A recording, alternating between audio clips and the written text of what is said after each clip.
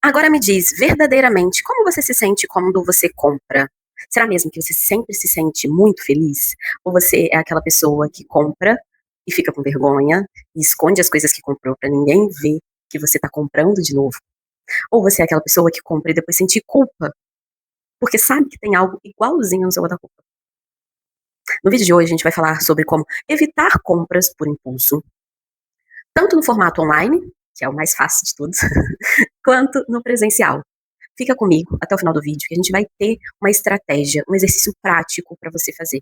Vamos passar pela diferença entre consumo, consumismo e compulsão alimentar. São coisas completamente diferentes e muitas das vezes a gente está falando como se fosse tudo a mesma coisa, colocou tudo no mesmo pacote e vamos lá. Não é não, tá, gente?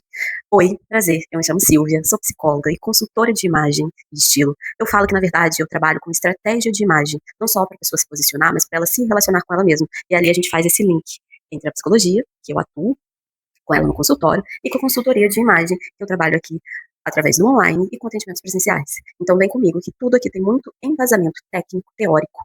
E você vai sair desse vídeo entendendo essa diferença, identificando, na verdade, qual é a relação que você realmente tem com a compra, com o consumir. Se você fizer, na verdade, uma autoanálise sincera sobre a sua condição, né? Porque, enfim, muitas vezes a gente não quer acreditar na condição que a gente realmente está, né? Então aqui é só o caminho para você começar a se avaliar de uma forma mais consciente, mais presente, tá? Vamos lá. Qual a diferença entre consumo, consumismo e compulsão alimentar? Gente, eu cismei com compulsão alimentar? Compulsão por compras. Consumo, gente, é algo que todo mundo faz. A gente vive numa sociedade capitalista, uma sociedade do consumo. Não existe mais escambo, trocas e afins. Não existe é forte, tá? Até tem uma certa movimentação dentro de alguns grupos, nichos e afins, mas não é a máxima do mercado. Você não consegue adquirir qualquer coisa hoje em dia através da troca do escambo. Então, você consome, você paga por aquilo. Então, consumo é algo que todo mundo faz. Você consome para comer, você consome para se vestir, você consome para viajar, para tudo. Então, por aí a gente já mata. Consumo todo mundo faz. É algo que você compra porque você precisa. Porque você está dentro da lógica do capitalismo. Beleza? Tiramos o consumo. Consumismo, então. O consumismo, ele está voltado para uma ideia do você consome muito mais do que você precisa. Aqui eu trouxe o consumo para nossa lógica, que é algo que a gente precisa fazer diariamente, porque a gente precisa viver, ou sobreviver, enfim. Deixa eu amarrar isso aqui que eu não quero ficar segurando isso, não. Agora, o consumismo, ai meu Deus, o consumismo, ele tá voltado para você estar pegando, comprando mais do que você realmente precisa. Mas isso ainda não te gera uma dívida. Você não fica endividado, você não fica pagando retroativo no cartão de crédito, você não gasta todo o seu pagamento e falta porque você comprou a mais. Não falta porque você recebe de menos, porque a gente sabe que no contexto de hoje em dia as coisas são muito caras. O básico está muito caro. Então o consumismo, ele é algo que extrapola o que você realmente precisa. É difícil identificar, porque na verdade a gente está sempre naquela sensação de que está faltando coisas. Então, é difícil dizer, nossa, eu sou realmente consumista. Porque o cenário sempre leva a gente para essa sensação de falta.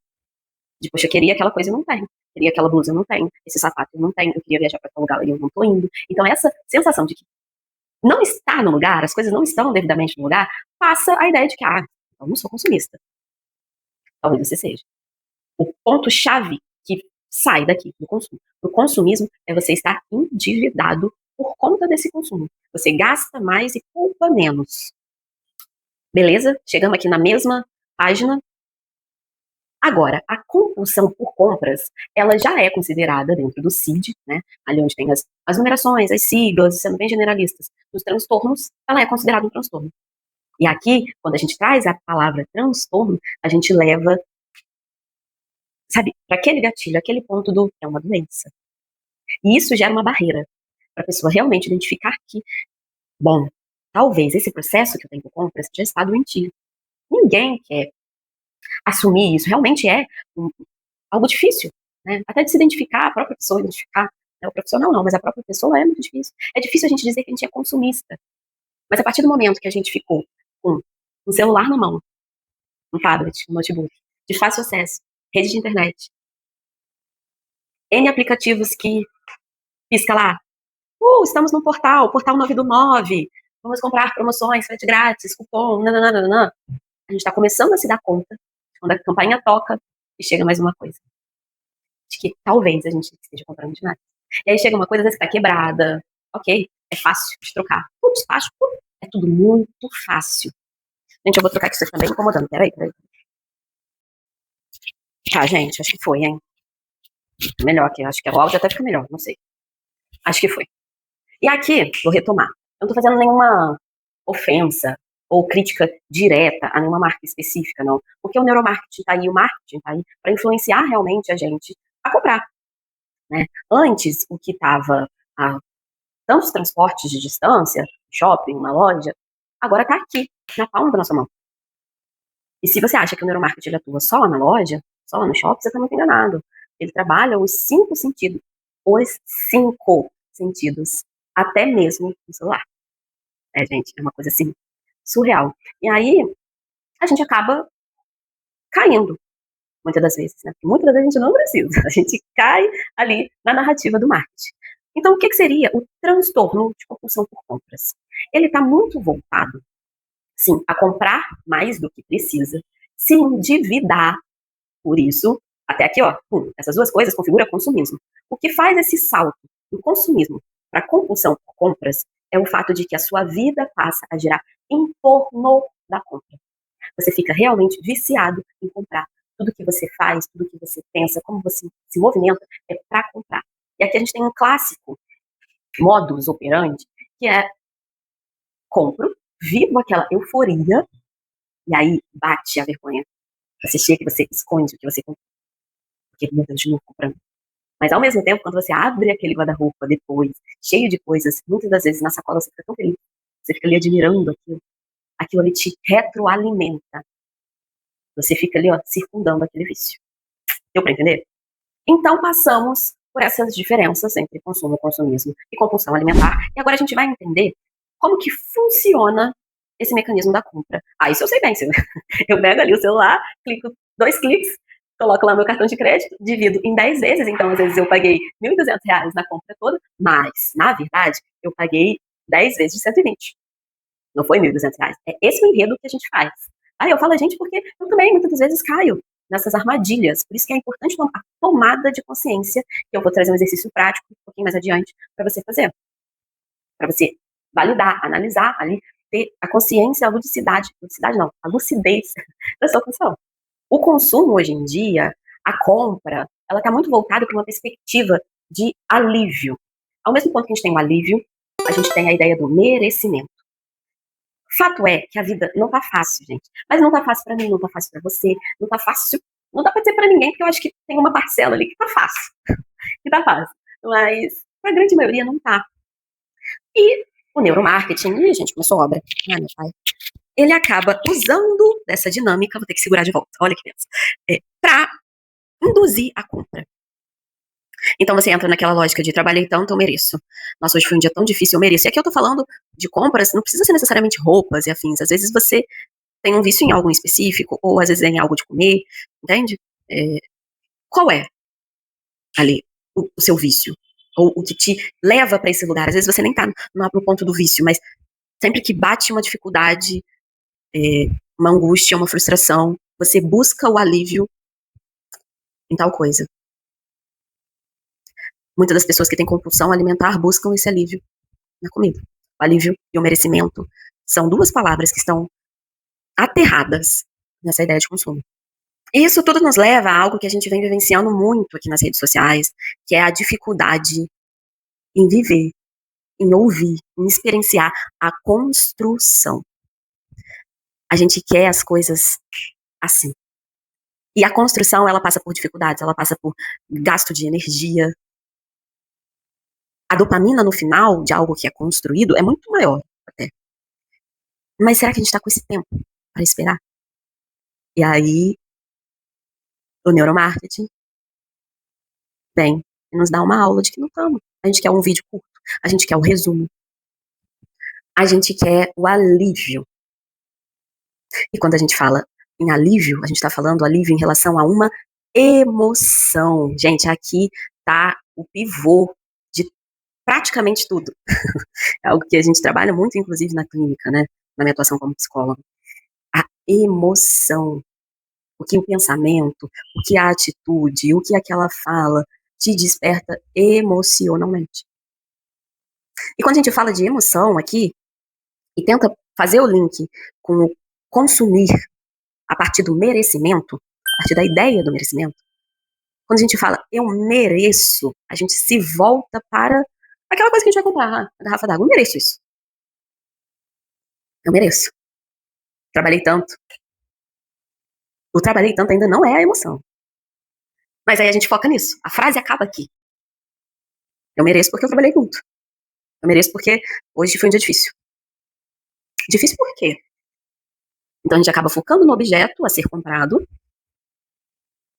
e não na emoção. E aqui que a gente encontra a lacuna, o pulo do gato, como dizem.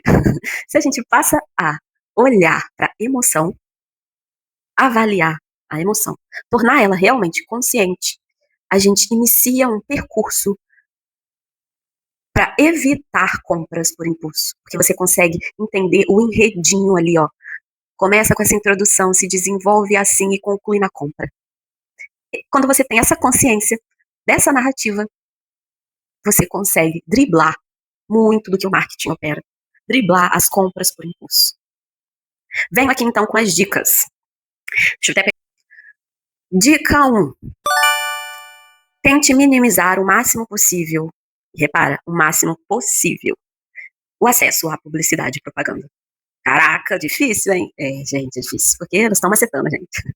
Mas, se você puder investir em pagar para não ter acesso à publicidade, talvez seja uma boa opção. É até bizarro falar isso, tá? Eu parei aqui porque eu lembrei de Black Mirror, lá do episódio que a mulher paga pra rodar propaganda pra ela não morrer.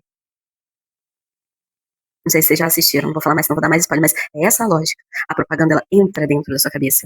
Quem aqui não assistiu YouTube e outras plataformas e já fica esperando a propaganda de tal marca, a musiquinha da marca de ônibus, de transporte, ou alguém falando sobre aquela marca de roupa tecnológica. E aí fica lá no seu subconsciente, martelando a marca. Tente minimizar o acesso à publicidade e propaganda. Acho que essa talvez seja mais difícil. Outra dica, segunda no caso. Faz um destralhezinho. E aqui eu não tô falando de roupa, nem das coisas que você consome, não, tá? Tô falando, faça um destralhe de influenciadores, de redes que às vezes você consome, que te induzem a comprar. É a grande maioria. Não tô falando que não é pra você consumir conteúdo, até porque eu tô aqui fazendo conteúdo. Mas é justamente isso. Acesse os conteúdos que te potencialize, que realmente agregue algo para além de só comprar. Que faça com que você reflita, que te desenvolva, que te provoque. Eu sei que muitas das vezes a gente vai para rede social para buscar entretenimento, mas tem muito entretenimento que também agrega. Acho que o resumo de tudo é a tomada de consciência. Seja consciente do que você consome, das pessoas que você consome, como isso invade você, a sua casa, o seu jardim, a sua grama, tá? Talvez por um tempo seja interessante você se afastar um pouco desses influenciadores, deixar de seguir, até para você se dar conta do porquê que você realmente seguia. Você seguia porque ela tinha um grupo no WhatsApp com promos. Ah, e hoje tá na promoção isso. Será que esse é um grupo interessante para o seu contexto? Talvez não seja, gente. Outro ponto, terceiro ponto. Espere um pouco para comprar. Às vezes a gente fica naquela empolgação, principalmente no celular, bota tudo no carrinho, paga fácil, rápido, prático. Espere, coloca lá no carrinho, deixa pelo menos 48 horas. Tem gente que fala para deixar 7 dias, 30 dias. Eu acho que para você que está começando esse processo, 48 horas já vai ser muito. Na psicologia a gente trabalha com redução de danos. Quem é da saúde, né? Na área da saúde, trabalha com redução de danos. Que é basicamente você trocar o que tem um teor pior por um que tem um teor menos pior. É um desmame ali, vai indo aos poucos. Quem já consumiu, por exemplo, medicamento, tarja preta, ou extremamente forte, percebeu que não saiu totalmente do remédio. Foi feito um desmame. Talvez não foi daquele medicamento para outro, mas foi diminuindo a dosagem. É basicamente isso, tentando fazer um paralelo. É por aí. Faça um desmame. Se antes você comprava imediatamente, agora você vai tentar esperar 48 horas. Depois de 48 horas, a intenção é que você volte consciente, avalie e analise realmente cada item. Não é só pra voltar e comprar, tá? Isso me lembrou um exemplo que eu estava vendo esses dias, uma colega, né, de faculdade, muito tempo já, ela, gente, né, enfim, ela agora mora na Suécia, eu acho que é Suécia. E eu fiquei chocada com o que ela colocou, porque lá eles não têm esse tipo de atendimento que a gente tem aqui, de enviar um WhatsApp e a pessoa responder sobre o produto, nananana, e aí você compra pelo WhatsApp mesmo, que a pessoa te manda o link, e aí o motoboy já tá entregando na sua porta. Lá eles não têm nada disso, não. E aí, ela tá vivendo lá, né? Eu particularmente não faço ideia. Eu tô passando aqui o que ela colocou nos stories, né? Esse impacto cultural que ela tá vivendo. Lá você tem que enviar, às vezes, um e-mail pra empresa. Às vezes você tem que enviar um SMS pra empresa. E funciona, tá? Assim, não tô falando que não funciona, não. Funciona. Só que é uma outra lógica de consumir. Tem ali o devagarzinho, devagarzinho, devagarzinho. A pessoa vai comprar se ela realmente quiser muito. No meu caso, por exemplo, se eu estivesse lá, eu ia comprar só se eu quisesse muito mesmo. Porque você vê o tanto de investimento, de disposição que você coloca ali pra comprar. É o que eu tava falando lá no início. É toda uma construção, um passo a passo, uma etapa. Não é comprou. Não, não é não. Demanda energia, tempo, querer. Não é só um desejo, ai, desejo isso. Pum. Foi algo que me fez refletir de como a gente também está evoluído em alguns aspectos, mas o quanto isso impacta na nossa relação com o consumo, com as pessoas. Gente, a gente tem um Pix, que é revolucionário, não sou contra, não. Mas até isso é pum, pum, pagou. Quarta dica, eu acho que é a quarta. Talvez seja interessante você fazer um destralhe. E eu não vou cansar de dizer essa palavra nesse vídeo. Um destralhe consciente. Não é sair tirando tudo e dando tudo e doando tudo, não. Se você tem interesse em fazer o destralhe, eu vou deixar um vídeo aqui em cima que eu passo um passo a passo com a pessoa, você vai ver eu fazendo, para você se inspirar com técnica, com respeito ao tempo também de cada um, mas principalmente com o objetivo de você fazer uma análise crítica do porquê que você está tirando. Se você quer fazer o destralhe, tá aqui em cima o vídeo. Nessa pegada um pouco mais radical, e eu falo radical porque eu sei que para quem consome, consome no sentido de quem é consumista ou tem compulsão por compra, essa parte é um desafio. Destralhar é um desafio. Desativar aplicativos, que hoje em dia tem muitos, é um desafio. Se propor a ficar alguns meses, algumas semanas, às vezes alguns dias sem comprar, é um desafio. Aí cabe a você entender qual é o contexto que você está hoje e se esse desafio é válido. E aqui eu coloco com muita cautela, tá, gente? Sem excluir de forma alguma a importância de um profissional. Talvez o seu caso passe pela necessidade de um acompanhamento profissional. Um acompanhamento com psicólogo, às vezes com psiquiatra. Tudo depende do contexto que você tá. Talvez iniciar um desafio agora para você seja muito. Então, antes de qualquer tomada de decisão relacionada a esse ponto que eu coloquei, de coisas a serem feitas enquanto um desafio, avalia se talvez não seja melhor começar um acompanhamento antes, para depois iniciar esses processos que são mais rasgantes, assim, sabe? Mais difíceis. Para quem realmente é muito consumista, quem tem o transtorno de compulsão por compras, um destralhe é algo que pode fazer surgir muitas coisas, tá? Ah, Silvia, eu não tenho como começar um processo agora de psicoterapia e afins. Chegamos, então, numa atividade prática para você colocar aí agora. E ela passa pela a escrita, algo que a gente, infelizmente, vem perdendo, a prática de escrever. E a escrita, o ato manual de escrever ativa tantos neurotransmissores no cérebro que vocês não fazem ideia da importância que isso tem. Para longevidade, principalmente. A proposta aqui é escrever sobre suas emoções quando compra. Antes de comprar, durante a compra, quando a compra chega e quando você usa a compra. Nossa, muita coisa. Gente, eu acho que nada é simples assim, quando a gente imagina assim. Tudo demanda energia, tá? Demanda esforço. É de fato uma opção, uma autorresponsabilidade, uma escolha. Talvez esse vídeo esteja ficando um pouco denso demais, né? Eu não. Talvez você que entrou não estava com esse objetivo de escuta, de ouvir isso. Mas é uma realidade. Então, vou jogar aqui algumas perguntas para serem norteadoras, tá? Para vocês nessa escrita. Ah, exemplo. Como eu me sinto quando eu quero comprar algo? Por que eu quero comprar algo? Por que eu quero comprar essa coisa? Será que foi porque alguém falou? Eu vi uma publicidade? Eu ouvi alguém falando? Eu realmente preciso disso? O que você pensa quando você quer comprar algo? Você se pensa já logo vestindo aquilo, usando aquilo? Então, você compra para um evento específico? Você compra para mostrar para alguém? Para se sentir de tal forma ou de outra forma? Como você realmente se sente? Qual é a emoção que vem? E ali, quando você tá comprando, como que é o seu corpo? Dá palpitação? Dá frisson, suor? E aí é no online ou no presencial, tá? É, o que você faz? Qual é o passo a passo? Isso é muito importante. A gente ter a consciência do passo a passo. Ah, não, eu entro na loja, aí eu pego todas as que eu gostei, eu experimento todas, eu tiro foto de todas, eu registro, eu olho no espelho, e aí eu vou lá e compro. Na fila eu ainda gosto daqueles que ficam ali no meio do caminho, pego uma coisa ou outra, porque eu acho que vai casar. E aí tá ali naquele ânimo, ai, nossa.